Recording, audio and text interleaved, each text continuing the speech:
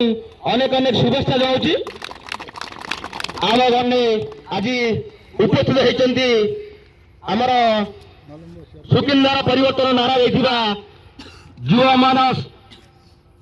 युवा मोर्चा सभापति श्रीजुक्त बाबुल राज महोदय एवं सहित अच्छा आमर सुकिंदार युवा मोर्चा सभापति लक्ष्मी वल्लभ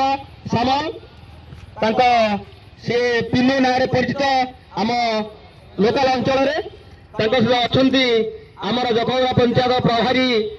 मुन्ना बाबू एवं युवा समाजसेवी हिमांशु पुहान महोदय एवं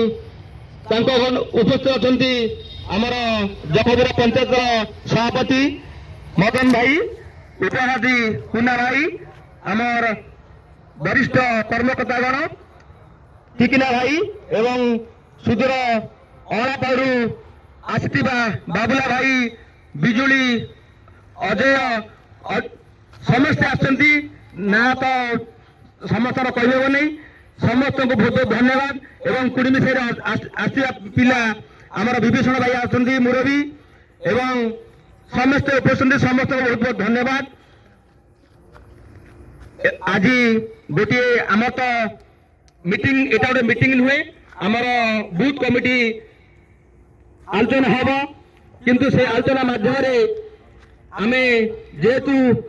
आमर युवा मोर्चा सभापति पाइचंती से माने किछि कहिबे उद्बोधन देबे नहले आमे केमती उत्साहित होबा आमे प्रथमे युवा मोर्चार सभा कार्यक्रम